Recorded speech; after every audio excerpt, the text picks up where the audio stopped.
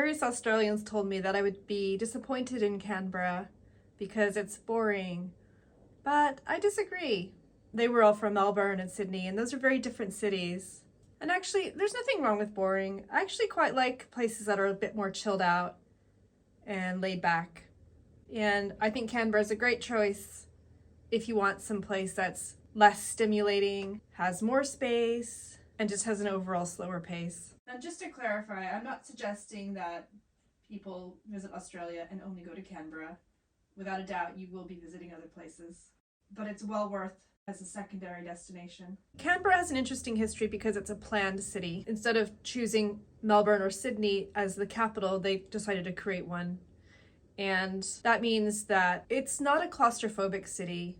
Everything is well laid out, it's well organized, and you're surrounded by nature. It's the sort of opposite of what you get when you think of New York or Paris. Apparently it's also one of the top cities in the world for quality of life. There aren't any skyscrapers, so people get around the city using cars, bikes, walking, and then you also have the rideshare apps. I did a ton of walking, and often what I would do is walk to my destination, walk around, and then I'd be totally exhausted and just get an Uber back. If you're into walking, I absolutely have to recommend a group called She Shapes History, and it's a woman-run walking tour company. I did the Spies in Canberra tour, which is really, really interesting. Lots of emphasis on women spies. They have other tours as well. Definitely check them out if you're there. Some of the other great things to do if you're into walking are a lake in the middle called Burley Griffin, and it's pretty massive, but you can cycle around it or go boating on it. I walked part of it. That was nice. One thing to say about the lake, it has really wide pathways, so if you recall the days when we were told to keep our distance from each other, this is not a problem here. It's very, very, very spacious all the way around. Another great walk is up to Mount Ainslie. So this is the highest point in the city. And from there, there's an amazing vantage point over the whole city. If you're not up for walking it, that's fine. You can get up there by other means. You could get delivered to the top of Mount Ainslie and then walk down. There's trails all over. They have different histories. Yeah, it's quite educational. I really enjoyed it. So the city itself, as I said, is the capital. So you have lots of federal buildings. There's the Parliament House. There's lots of museums and lots of gardens. I adored the Australian Botanical Garden. I spent practically a whole day there, and it's kind of built into the side of a mountain and has plant species from all over Australia. Different areas of the garden have different feels, and it's pretty large as well. So there's like a rainforest section, and then there's more of what they call it the red centre, middle of Australia, so very dry. I also visited the old Parliament House. Has gardens all around it which you can walk around, and I was inside the MacArthur Rose Garden and bumped into the head gardener. He was lovely. He gave me a couple roses and we had a nice chat. One thing about the weather is it's generally a slightly better climate than Sydney. Canberra is further south, so it's a little cooler. I think it's a slightly higher elevation and a little bit less humidity. So that's something to bear in mind. There's a good number of restaurants and cafes all over the city. I had some excellent coffee. I didn't eat out too much because I was house sitting and I was saving my money. I think it's got quite a good food scene. On the outer fringes of the city, and there's a national park, I'll put the name on the screen because I don't want to butcher the pronunciation. I wanted to go there, but there's no public transportation out there, which is unfortunate because it's one of the places where you can see koalas in the wild.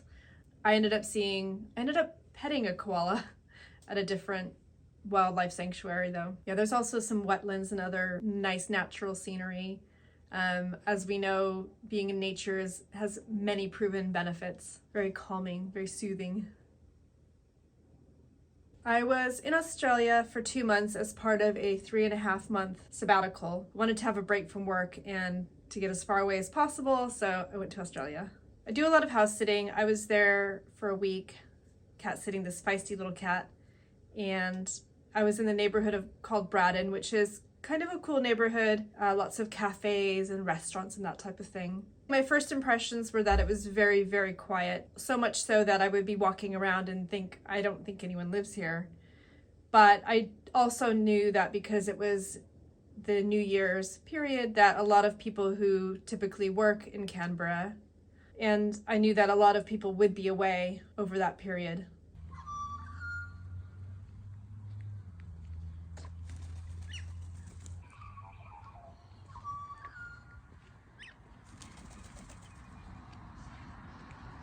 early in the new year, there is also Classic Car Festival that's on in Braddon.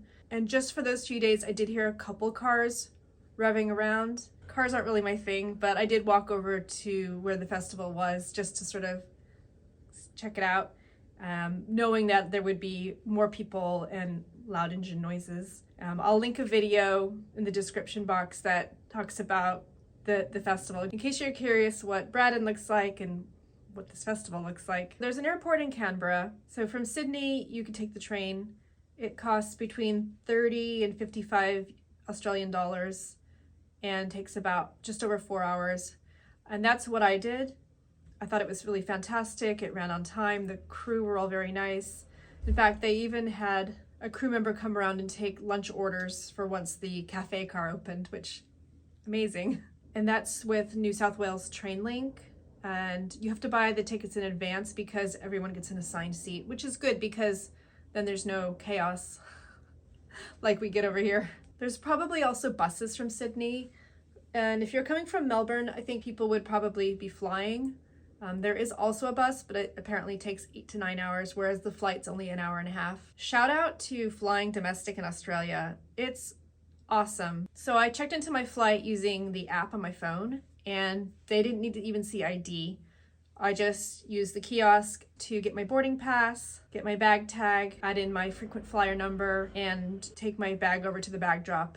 Actually, there was no human interaction at all at that stage. Fine by me. And then security was really easy. It's one of these situations where they don't care what liquids you have. I had a whole liter of coconut water with me, and you don't need to take your shoes off or your belt or anything like that. You just put all of your items that you're carrying into one of those standard trays, and you walk through the scanner and they x-ray your things. Thank you for joining me today. If you like this type of travel content, please let me know. It's quite fun to make, and in the future I will have more video to go with it. I have a decent back catalog of a few places that I think fit the bill of a cool, calm, laid-back city that's worth visiting. So these are the key attractions. I'll just pop them on the screen and you can look them up if you're interested.